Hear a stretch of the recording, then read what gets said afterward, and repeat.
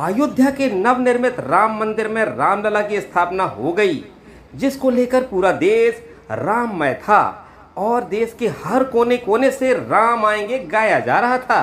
लेकिन 80 के दशक में राम को घर घर पहुंचाने का काम रामानंद सागर जी ने किया था, जिन्होंने रामायण सीरियल बनाकर एक नया इतिहास कायम किया था। 25 जनवरी 1987 को दूरदर्शन पर रामायण सीरियल का प्रसारण हुआ।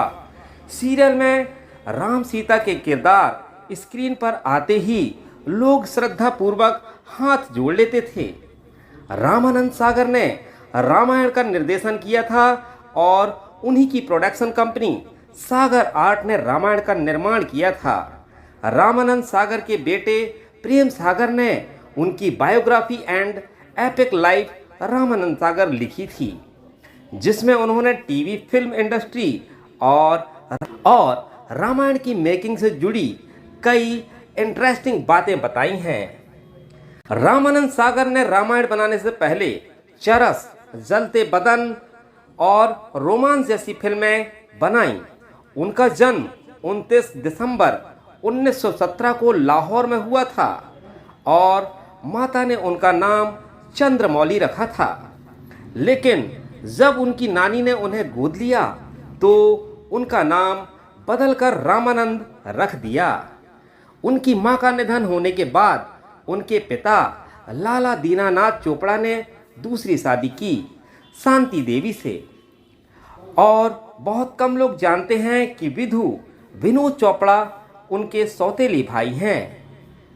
क्यों लिया रामायण सीरियल बनाने का फैसला? बात 1976 की है, जब रामानंद अपने चारों बेटों के साथ स्विट्जरलैंड में थे और यहाँ पर फिल्म चरस की शूटिंग चल रही थी।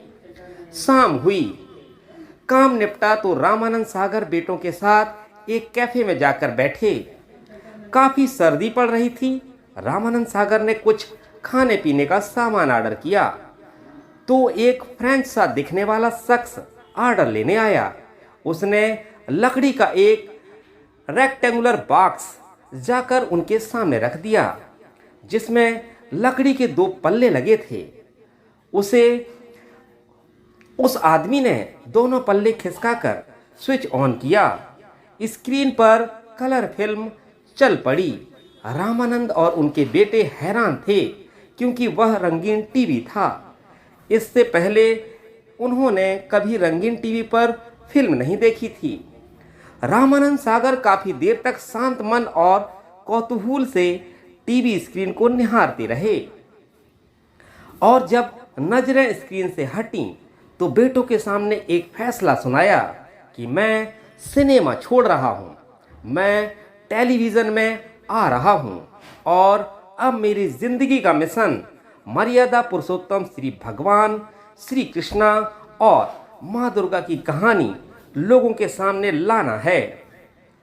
वैसे भारत में टीवी की शुरुआत 1959 में हो चुकी थी, लेकिन तब यह केवल हाई क्लास लोगों के पास हुआ करता था। 1975 में दूरदर्शन केवल दिल्ली, मुंबई, चेन्नई और कोलकाता तक ही सीमित था। लेकिन 1982 के एशियाई खेलों का प्रसारण देश भर में होने लगा था और उसके बाद टीवी की पहुंच घर घर होने लगी थी। रामानंद सागर का टीवी में प्रवेश बेताल 25 कहानियां के साथ हुआ, जिसमें एक भूत राजा को कहानियां सुनाता है, प्रश्न पूछता है, यदि राजा उसका उत्तर नहीं देता तो उसका सिर फोड़ने की बात कहता है और यदि वह उत्तर देता है तो भूत वापस उड़कर पेड़ पर लटक जाता है। इसके तुरंत बाद रामानंद सागर ने रामायण बनाने का फैसला किया। उन्होंने विक्रम बेताल में प्रमुख किरदार निभाने वाले अरुण गोविल, सुनील लहरी, दीपिका चिखलिया और दारा सिंह को क्रमशः राम, लक्ष्मण, सीता और हनुमान के रूप में लेने का फैसला किया। हालांकि इसके पीछे कुछ दूसरी कहानी भी है। बताया जाता है कि 70 के दशक में दिलचस्प फिल्में बनाने वाला व्यक्ति 80 के दशक में आध्यात्मिकता महाकाव्य किस तरह से बनाने लगा, इसके पीछे भी एक बड़ा कारण है। यह भी था कि 1982 में रंगीन टीवी प्रसारण शुरू होने के साथ टीवी लोकप्रिय हो गया था। रामानंद सागर के सिनेमा में टीवी की ओर रुख करने की वजह से फिल्म उद्योग पर दुबई माफिया की पकड़ भी थी। कहा जाता है कि फिरोज खान की फिल्म कुर्बानी के विदेशी अधिकारों से संबंधित विवाद को माफिया द्वारा सुलझाया गया था, जिसके बाद वह किसी तरह के विवाद में नहीं पड़ना चाहते थे और उन्होंने फिल्म बनाना छोड़ने का निर्णय किया।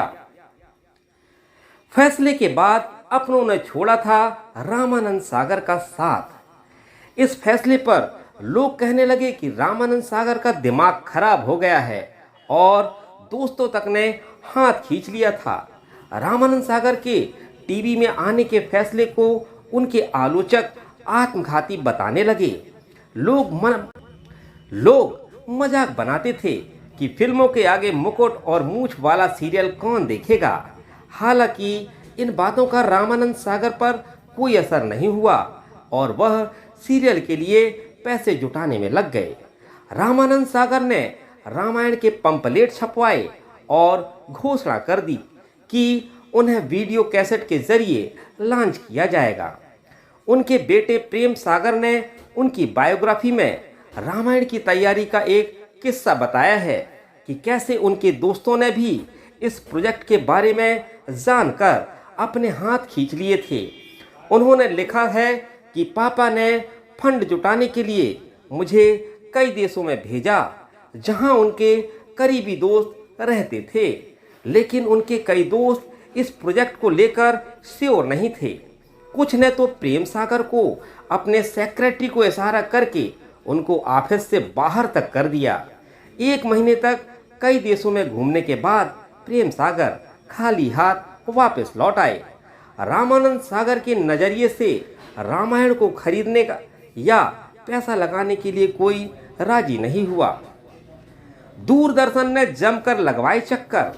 बेताल 25 को दूरदर्शन के अधिकारियों ने आसानी से अनुमति दे दी थी, लेकिन रामायण को लेकर ना तो दूरदर्शन को और ना ही तत्कालीन सरकार को इसका कॉन्सेप्ट पसंद आया। हालांकि रामानंद सागर को दूरदर्शन के प्रसारण की अनुमति 1985 से ही मिल गई थी, लेकिन इसके प्रसारण को लेकर अधिकारियों से लेकर मंत्रालय स्तर तक सभी इतने भ्रमित थे कि उन्हें कुछ समझ ही नहीं आ रहा था। इसलिए जब रामानंद सागर ने रामायण का पहला पायलट बनाकर दूरदर्शन को दिया तो उसे यह कहकर रिजेक्ट कर दिया कि इसमें सीता की भूमिका जो कर रही है वह अभिनेत्री दीपिका को कट सीरीज में दिखाया गया है। दूरदर्शन को लगा कि यह देखकर लोग हंगामा कर देंगे। रामानंद सागर ने फिर से पायलट एपिसोड बनाकर दिया जिसमें सीता की वेशभूषा में कुछ बदलाव किया गया, लेकिन कुछ और खामियां निकलते हुए दूरदर्शन ने इसे भी रिजेक्ट कर दिया। इसके बाद जब रामानंद सागर ने तीसरा पायलट जमा कराया तो इसे भी रिजेक्ट कर दिया गया। वह इससे बेहद परेशान होते क्योंकि उन्हें रामायण धारावाहिक की शूटिंग का सेट गुजरात महाराष्ट्र की सीमा पर उमर गांव में लगाया था। इसलिए रामानंद सागर को नए पायलट एपिसोड की शूटिंग के लिए फिर से वहां जाना पड़ता था। इस दौरान कलाकारों और पूरी यूनिट को वहां ले जाने में समय और पैसा खर्च हो जाता था। रामानंद सागर के बेटे प्रेम सागर ने इन बातों का जिक्र अपनी किताब में भी किया है। इस किताब में उन्होंने लिखा, पापा ने महीनों दिल्ली के चक्कर लगाए। वह घंटे दूरदर्शन दफ्तर और अधिकारियों के ऑफिस के बाहर खड़े रहते थे। कई बार वह हफ्तों तक दिल्ली के अशोक होटल में सिर्फ इसलिए ठहरे रहते थे कि उनके पास कोई कॉल आएगा या उन्हें किसी अधिकारी या अपॉइंटमेंट मिलेगा, लेकिन कोई पॉजिटिव रिजल्ट नहीं निकला। एक बार वह सुबह सुबह किसी ब्यूरोक्रेट के पास घर गए। अधिकारी और उनकी पत्नी गार्डन में टहल रहे थे, लेकिन जब रामानंद सागर ने बात करने का समय मांगा तो अंदर से कहा गया कि मीटिंग के लिए वक्त नहीं है। आखिरकार उनकी मेहनत रंग लाई और दूरदर्शन एक हद तक रामायण के प्रसारण को लेकर सहमत हो गया, लेकिन तत्कालीन कांग्रेस सरकार इस पर आनाकानी कर रही थी। इस बीच दूरदर्शन के अधिकारियों ने बड़ी मशक्कत से सरकार को मनाया और रामायण के प्रसारण के लिए समय की अनुमति भी ले ली, लेकिन दिल्ली के राजनीतिक गलियारे में रामायण धारावाहिक को लेकर अंतर्विरोध देखने को मिल रहा था। इस दौरान के सूचना एवं प्रसारण मंत्री वी.एन. गाडगिल को डर था कि कहीं इस धारावाहिक की वजह से देश में धार्मिक मतभेद न पैदा हो जाएं। हालांकि राजीव गांधी के हस्तक्षेप से विरोध शांत हो गया।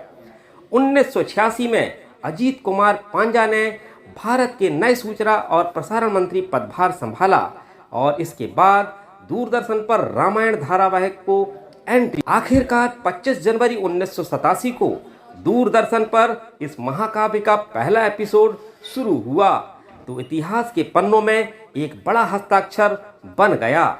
रामायण देश की धड़कन बन चुका था, इसका बेसब्री से इंतजार रहता था। यहाँ से दूरदर्शन के लिए भी कई सुनहरे सफर की शुरुआत थी। रामायण धारावाहिक के जरिए दूरदर्शन पर प्रभु श्री राम की कृपा बरसी और इसके दिन भी बदलने लगे।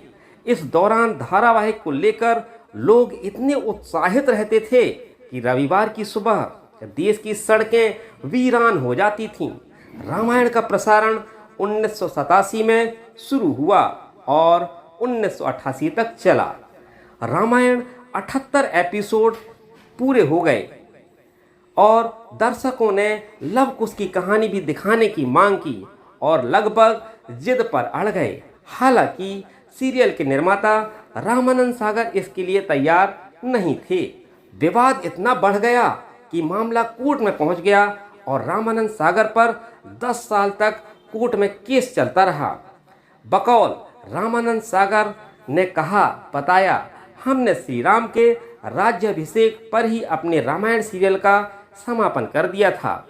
इस पर बड़ा शोर उठा। लोगों की मांग थी कि लव कुश कांड की अवश्य दिखाई जाए। इसी कारण वाल्मीकि समाज की तरफ से बहुत प्रोटेस्ट के बाद जब भारतीय पार्लियामेंट में इस बात को लेकर बड़ी रामानंद सागर ने जनता की मांग के सामने नतमस्तक होकर लव कुश प्रसंग को उत्तर रामायण का नाम देकर प्रोड्यूस किया। तो दोस्तों, देखा आपने, जो ना रामायण विश्वविख्यात है, जिसकी उपलब्धि पूरे विश्व में ख्याति प्राप्त है, जिस रामायण को देखने से लोगों अपने पैर से जूते चप्पल उतार देते थे और रामायण को देखा करते थे। उस रामायण को लॉन्च करने के लिए रामानंद सागर को कितनी परेशानियों का सामना करना पड़ा, लेकिन बंदे की जिद थी कि वो रामायण का प्रसारण करेंगे चाहे उन्हें कुछ भी करना पड़े, और रामायण ने विश्वविख्यात होकर अमरता का वरदान प्राप्त कर लिया। तो दोस्तों, कैसी लगी जानकारी? अगर जानकारी आपको पसंद आई हो तो कमेंट सेक्शन पर कमेंट करके ज़रूर बताइएगा। और दोस्तों, अभी इसी के बारे में और जानकारी देंगे। एक एक किरदार कैसे रामायण को लाए थे, इनकी भी एक अजब गजब कहानी है जिसको जानने पर आपको बहुत अच्छा लगेगा। तो दोस्तों, चलता हूँ, मिलता हूँ फिर अगले वीडियो पर। तब तक सभी को राधे राधे, जय जय श्री राम, बाय बाय दोस्तों, मिलता हूँ अगले वीडियो पर।